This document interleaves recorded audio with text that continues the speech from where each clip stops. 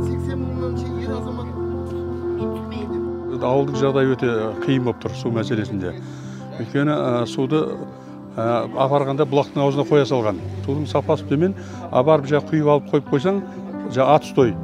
Түбінде, атыстың түбінде құмы бар, басқасы бар, құрты бар, дәмін алып көрсең, жағымсыз иістер шығады судан. Местные жители жалуются на низкое качество питьевой воды. Поэтому мы приняли решение взять пробу для последующего направления в лабораторию и проведения анализа качества. В таком виде отвезем в лабораторию города Нур-Султан. Былайша айтқанда жайдым аз, өте аз. Барады, келеді. Ал халық кешке таман өздері шөп беріп, жем беріп, малдарын солай асырап отыр. Былайша пада жайылымға барып тойып келмейді. Серуендеп барып, серуендеп келетін сияқты. Болды.